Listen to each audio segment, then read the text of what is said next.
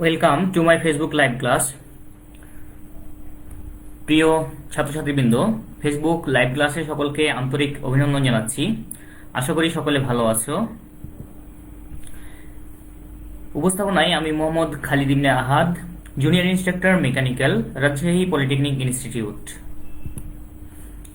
আমি চতুর্থ পর্ব মেকানিক্যাল টেকনোলজির ইঞ্জিনিয়ারিং মেকানিক্স বিষয়টি প্রথম থেকে ধারাবাহিকভাবে আলোচনা করছি। তারই ধারাবাহিকতায় আজকের এই আলোচনা। আমার আজকের আলোচ্য বিষয় অর্ক, পাওয়ার অ্যান্ড এনার্জি, কাজ, ক্ষমতা ও শক্তি।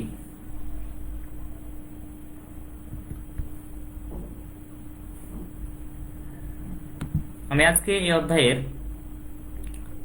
কিছু গুরুত্বপূর্ণ সংজ্ঞা এবং এই সংক্রান্ত কিছু প্রমাণ নিয়ে আলোচনা করব। প্রথমে কাজ সম্পর্কে তোমরা সকলেই অবহিত আছো।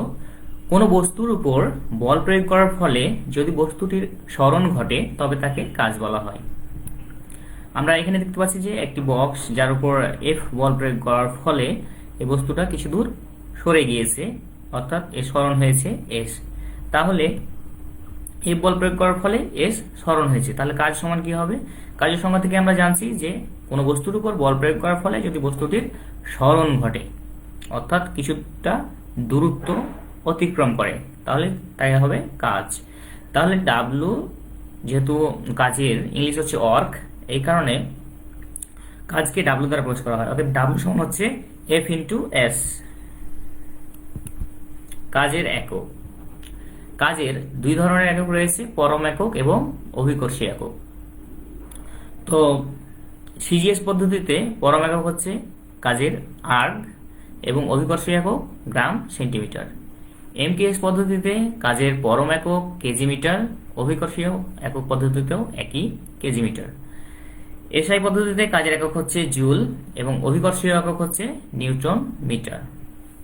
তো এককগুলো সম্পর্কে ভালো ধারণা থাকতে হবে, কারণ অঙ্ক করার সময় এককগুলো কাজে লাগবে এবং ভবিষ্যতে ডুয়েট অ্যাডমিশনেও যেহেতু এই টাইপের অঙ্কগুলো এসে থাকে কাজ থেকেও, তো এই কারণে একক সম্পর্কে স্বচ্ছ ধারণা থাকা আবশ্যক। ক্ষমতা। বলের দ্বারা বস্তুর উপর কাজ করার হারকেই আমরা জানি যে ক্ষমতা বলে। কাজ করার হারটাই হচ্ছে ক্ষমতা। যদি টি সময়ে ডাব্লিউ কাজ হয়ে থাকে তবে ক্ষমতা পি সমান হচ্ছে ডাব্লিউ ভাগ টি। শক্তি। কাজ করার সামর্থ্যকেই শক্তি বলে, যেমন তাপ শক্তি, বিদ্যুৎ শক্তি ইত্যাদি। শক্তির একক ও কাজের একক হচ্ছে একই। ক্ষমতার একক। ক্ষমতারও দুই ধরনের একক রয়েছে, পরম একক এবং অভিকর্ষীয় একক। সিজিএস পদ্ধতিতে ক্ষমতার পরম একক হচ্ছে আর্গ পার সেকেন্ড এবং অভিকর্ষীয় একক হচ্ছে গ্রাম সেন্টিমিটার পার সেকেন্ড। যেহেতু এখানে বলা হচ্ছে যে কাজ করার হার, সেটাই হচ্ছে কি ক্ষমতা, সুতরাং কাজ এবং ডিভাইড বাই সময়ের এককটাই হচ্ছে ক্ষমতার একক। এমকেএস পদ্ধতিতে ক্ষমতার একক হচ্ছে কেজি মিটার পার সেকেন্ড এবং অভিকর্ষীয় একক হচ্ছে KG metre per second. SI পদ্ধতিতে জুল পার সেকেন্ড এবং জুল পার সেকেন্ডটাকে বলা হচ্ছে কি ওয়াট। তাহলে এসআই পদ্ধতিতে ক্ষমতার একক হচ্ছে জুল পার সেকেন্ড বা ওয়াট এবং অভিকর্ষীয় একক হচ্ছে নিউটন মিটার পার সেকেন্ড। ঘূর্ণন দ্বারা কৃত কাজের ব্যাখ্যা। যদি একটি বস্তু ঘুরে তাহলে কৃত কাজের পরিমাণটা কি হবে তার ব্যাখ্যা।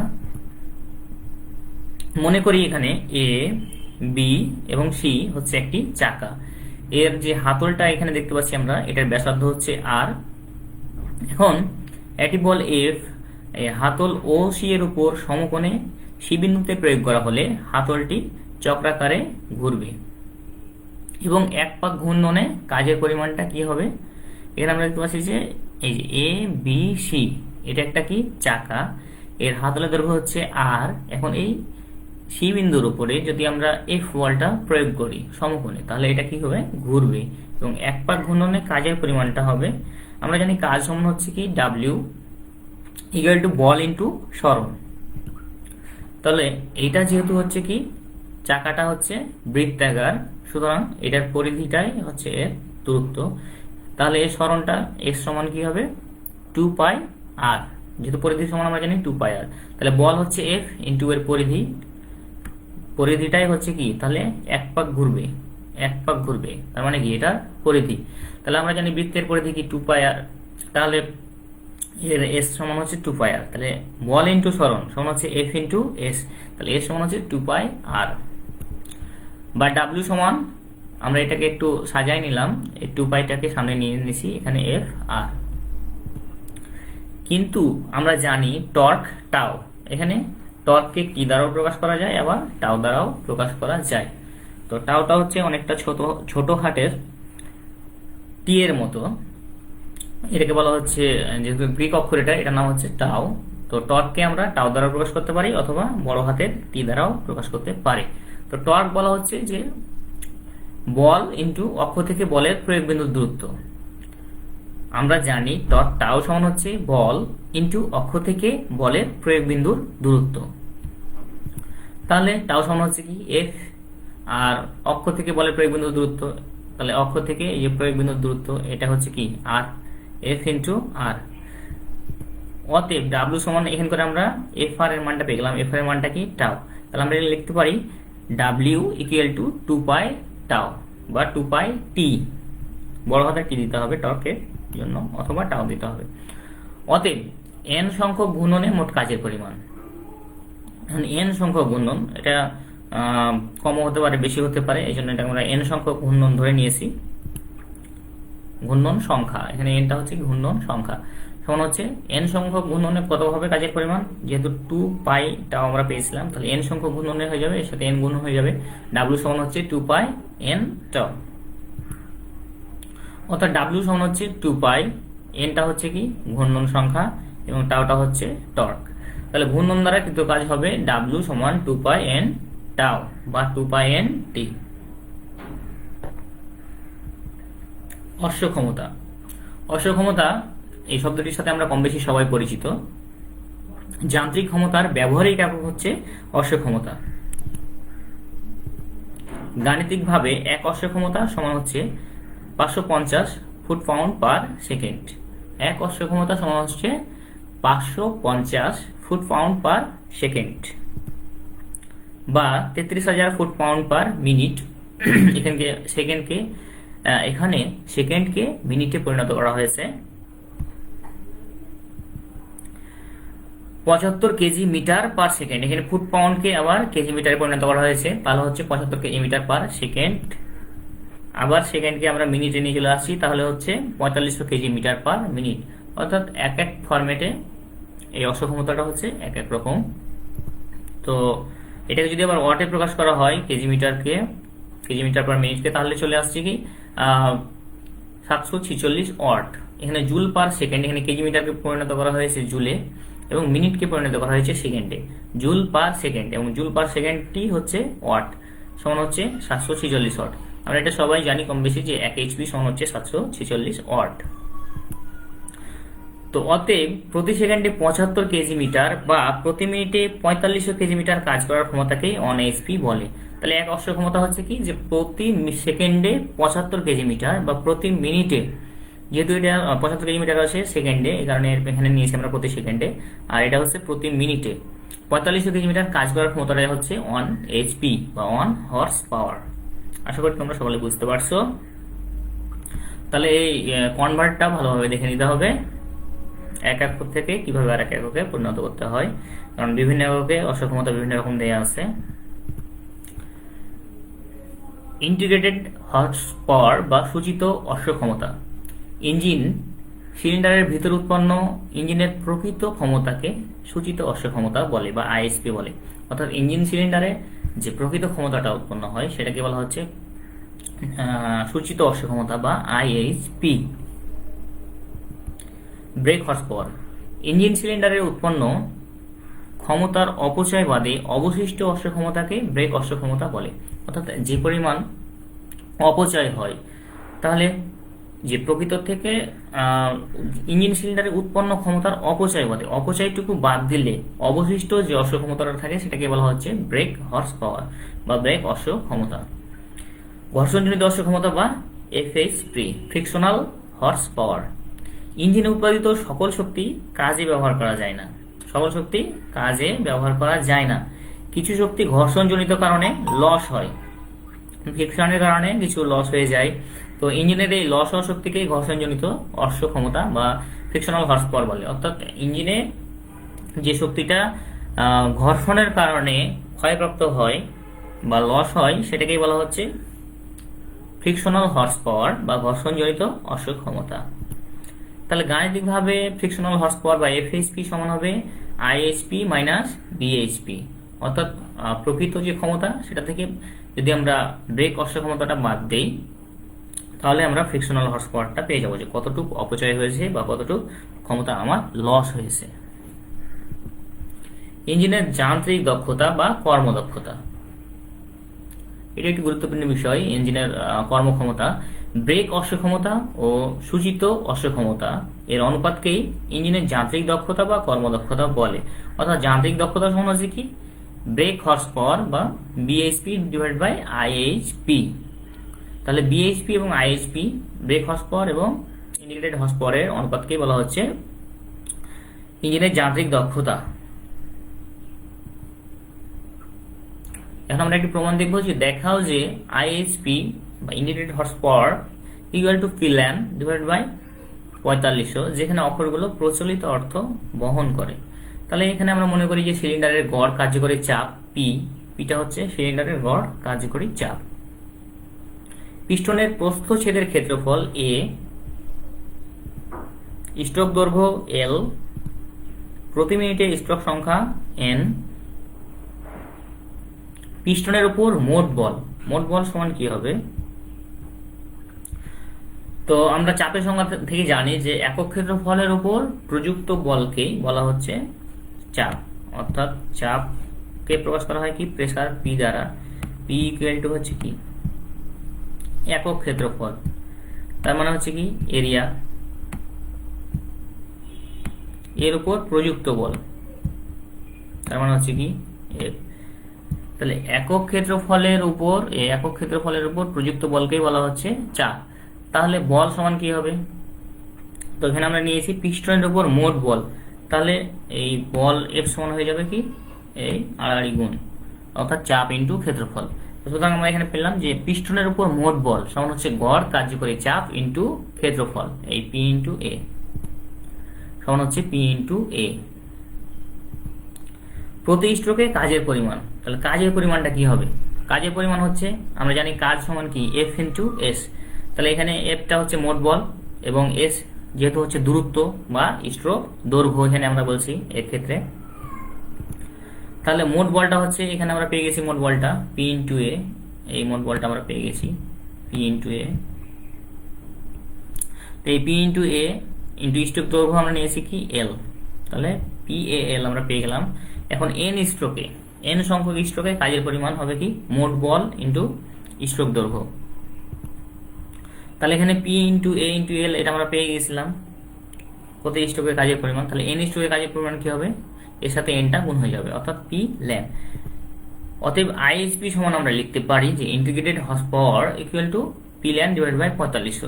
এটা হচ্ছে যে প্রতি মিনিটে যে কাজের পরিমাণ আমরা হিসাব করেছিলাম 4500 কেজি মিটার পার মিনিট, এখানে হচ্ছে প্রতি মিনিটে, এই কারণে আমরা প্রতি মিনিটে কাজের পরিমাণ, এই কারণে আমরা এখানে 4500টা নিয়ে নিয়েছি। তো এটা নোট আমরা সাইডে লিখে দিতে পারি যে প্রতি মিনিটে কাজের পরিমাণ এখানে প্রতি মিনিটে। তো আইএসপি সমান হচ্ছে পি ল্যান ডিভাইড বাই 4500। তাহলে এটাই আমাদের প্রমাণ করতে দেখাতে বলা হয়েছিল। আশা করি তোমরা সকলে বুঝতে পারছো। যান্ত্রিক শক্তি দুই প্রকার, একটি হচ্ছে স্থিতিশক্তি এবং অপরটি হচ্ছে গতিশক্তি।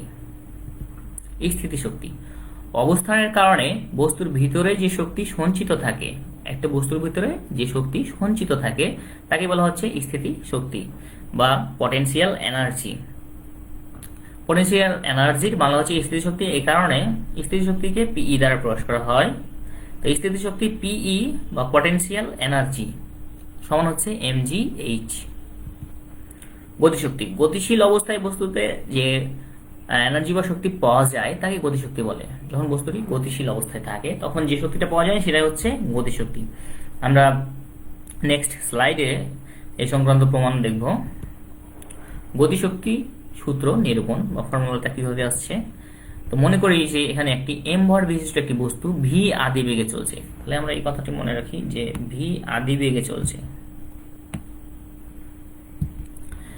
এখানে এম ভরের একটি বস্তু কি ভি আদি বেগে যাচ্ছে, তো তাহলে এখন এই গতির বিপরীত দিক থেকে এফ বল প্রয়োগ করায় এফ মন্দনের সৃষ্টি হয় এবং বস্তুটি এস দ্রুত অতিক্রম করার পর থেমে যায়। তো যখন এই যে এদিকে যাচ্ছে, তো এই গতির বিপরীত দিক থেকে এদিক থেকে যখন একটা এই বল প্রয়োগ করা হয় তখন এই বস্তুটি থেমে যায় এবং এস দূরত্ব অতিক্রম করে। এই যেখানে এর অতিক্রান্ত দূরত্বটা হয় কত, এস। তো এস দূরত্ব অতিক্রম করার পরে এইখানে যে এর বেগ ভিটা হয়ে যাবে কি, ভিটা হয়ে যাবে 0। এখানে শেষ বেগ সমান হয়েছে 0, যেহেতু একটি বস্তু এম আদি বেগে চলার পর এফ বল প্রয়োগ করার ফলে এফ মন্দনের সৃষ্টি হয় এবং এস দূরত্ব অতিক্রম করার পর বস্তুটি থেমে যায়। সুতরাং থেমে যাওয়ার কারণে শেষ বেগটা হয়ে যাবে ভি ইকুয়াল টু 0। এখন গতিশক্তি সমান হচ্ছে কি, বল ইন্টু সরণ। তো গতিশক্তিকে প্রকাশ করা হচ্ছে কে ই দ্বারা। গতিশক্তির ইংলিশ হচ্ছে কাইনেটিক এনার্জি, এই কারণে গতিশক্তিকে প্রকাশ করা হচ্ছে কে ই দ্বারা। তাহলে বল ইন্টু সরণ, বল হচ্ছে এফ ইন্টু সরণ হচ্ছে এস, কে ই সমান হচ্ছে এফ ইন্টু এস। তো মন্দনের ক্ষেত্রে একটি ফর্মুলা, পরিচিত ফর্মুলা আমরা সবাই জানি যে শেষ বেগ স্কোয়ার ইকুয়াল টু আদি বেগ স্কোয়ার মাইনাস 2 ইন্টু মন্দন ইন্টু দূরত্ব, বা ভি স্কোয়ার সমান হচ্ছে U square minus 2f S. এই সূত্রটির সাথে আমরা কম বেশি সবাই পরিচিত। ভি স্কোয়ার সমান হচ্ছে U square minus 2f S. এখানে ভি হচ্ছে শেষ বেগ, ইউ আদি বেগ, এফটা হচ্ছে মন্দন, এস হচ্ছে দূরত্ব। ত্বরণ থাকলে আমরা নিতাম এখানে এ নিতাম। এর আগে আমরা হাই স্কুলে বা এসএসসিতে আমরা ভি স্কোয়ার সমান ই স্কোয়ার মাইনাস 2as এরকম ফরম্যাটে পড়েছি। এখানে যেহেতু আমরা মন্দন নিয়েছি কারণ এফ নিয়েছি।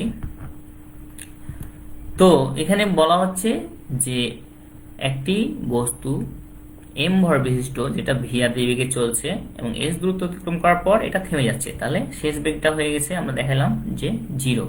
এবং এটা যেহেতু ভি আদি বেগে চলছে, এখানে আদি বেগটা আমরা এর আগে স্লাইডে দেখাইছি যে ভি আদি বেগে চলছে, এই কারণে ইউ সমান অর্থাৎ আদি বেগ সমান আমরা নিয়েছি এখানে ভি। তাহলে এই শেষ বেগ ভি সমান এখানে আমরা কি বসাইলাম, 0। যেহেতু শেষ বেগটা কোথায় হবে, এখানে, এখানে ভি সমান কি 0 না, অবশ্যই 0, যেহেতু বস্তুটি থেমে যাচ্ছে। আর এই বস্তুটি চলছে ইউ আদি বেগ, ইউ হচ্ছে কি আদি বেগ, এবং আমরা এটাকে নিয়েছি যে এটা ভি আদি বেগে চলছে, তাহলে ইউ এর মানটা এখানে আমরা বসাইছি ভি, আর ভি এর মানটা হচ্ছে 0। তাহলে এই বিষয়টি মনে রাখতে হবে, ভি শেষ বেগ হয়ে যাচ্ছে 0 এবং বস্তুটি ভি আদি বেগে চলতেছে, এই কারণে ইউ এর মান নিয়েছি ভি মাইনাস 2f এস। তাহলে 2f এস কে এক পাশে পার করে দিলাম, যেহেতু এটা মাইনাস আছে, তাহলে এখানে ভি স্কয়ার থাকলো, এটাকে যদি এদিকে পার করে দিই তাহলে হয়ে গেল 2f এস পজিটিভ। তাহলে এর সমান কি হবে, V square divide by 2f। এখন আমরা কাইনেটিক এনার্জি বা গতিশক্তি সমান আমরা জানি এফ ইন্টু এস বা এফ এস। তাহলে এখানে এই এস এর মানটা আমরা এখান করে বের করে নিয়েছি, এটি হচ্ছে এস এর মান, ভি স্কয়ার ভাগ 2f। তাহলে এফ ইন্টু এস এর জায়গায় ভি স্কয়ার ভাগ 2f। আবার আমরা জানি যে এফ সমান হচ্ছে এম এ, এফ সমান আমরা কি এম এ জানি, তো এটা হচ্ছে ত্বরণ আর এফটা হচ্ছে কি মন্দন। তাহলে এফ সমান এম ছোট হাতের এফ। তাহলে এই এফ এর মানটা আমরা এই মানটি এখানে বসাই দিব, এই মানটি এম এফ, এই এম এফ মানটি এই এফ এর জায়গায় বসাই দিব। তাহলে এফ এর জায়গায় যদি বসাই তাহলে হচ্ছে এম এফ, আর এই ভি স্কয়ার ভাগ 2f, এই ভি স্কয়ার ভাগ 2f এটা এখানে থেকে গেল। তাহলে এখান থেকে এই এফ এবং এখান থেকে এই এফ যদি আমরা কাটাই দিই তাহলে থাকবে এম ভি স্কয়ার ডিভাইড ভাগ 2। এটাকে যদি আমরা সাজায় লিখি তো কাইনেটিক এনার্জি বা গতিশক্তি সমান হচ্ছে হাফ এম ভি স্কয়ার। তো এসএসসির বইয়ে সাধারণত থাকে যে ইকে সমান হাফ এম ভি স্কোয়ার, তো এটা যেহেতু কাইনেটিক এনার্জি এই জন্য আমরা লিখেছি কে ই বা গতিশক্তি, কাইনেটিক এনার্জি সমান হচ্ছে হাফ এম ভি স্কোয়ার বা এম ভি স্কোয়ার ভাগ 2। তাহলে গতিশক্তি আমরা ফর্মুলা প্রতিপাদন করতে পারলাম।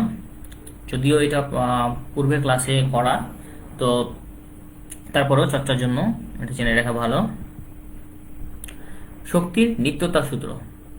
শক্তির নিত্যতা সূত্র এসএসসিতে আলোচনা হয়েছে, যে আমরা জানি শক্তিকে সাধারণত, শক্তি হচ্ছে কি অবিনশ্বর, শক্তিকে সৃষ্টি বা ধ্বংস করা যায় না, শুধু এক অবস্থা থেকে অন্য অবস্থায় রূপান্তরিত করা যায়, অর্থাৎ শক্তি হচ্ছে রূপান্তরযোগ্য। তো শক্তির নিত্যতা সূত্রের প্রমাণ বা স্থিতি ও গতিশক্তির মধ্যে সম্পর্ক। তো আমরা এখানে দেখতে পাচ্ছি যে একটি এম ভর বিশিষ্ট একটি বস্তু, এই বস্তুটি হচ্ছে এম ভর বিশিষ্ট। তো এইচ উচ্চতায় পি বিন্দুতে উঠানো হলো। এই এম ভর বিশিষ্ট বস্তুকে এইচ উচ্চতায় পি বিন্দুতে উঠানো হলো। এই অবস্থায় এখানে যে শক্তিটা জমা থাকে, এখানে যে শক্তিটি জমা থাকে সম্পূর্ণটাই হচ্ছে কি স্থিতিশক্তি বা পটেনশিয়াল এনার্জি।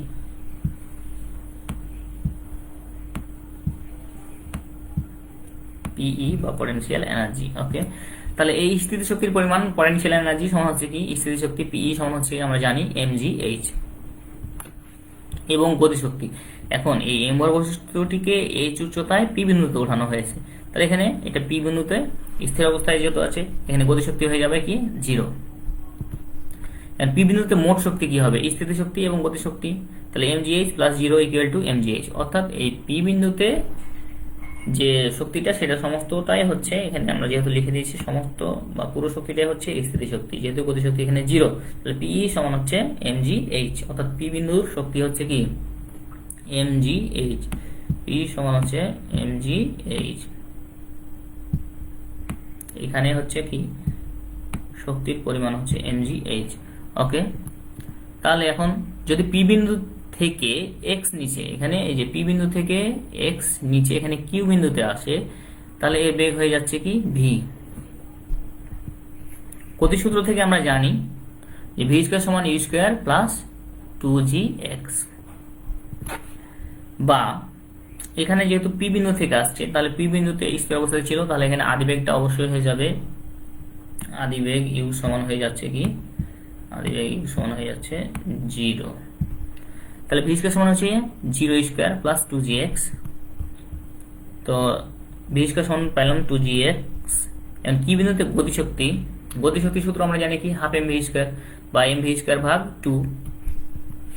তাহলে এখানে এই যে ভি স্কয়ারের মানটা হচ্ছে কি 2gx, এই যে এখানে যে ভি স্কয়ার আছে, এই ভি স্কয়ার মানটা আমরা পেলাম এখানে কি 2gx, তাহলে 2gx টাকে এখানে বসাই দিই, আর এই এমটা এখানে ছিল, তাহলে হচ্ছে 2gmx ভাগ 2।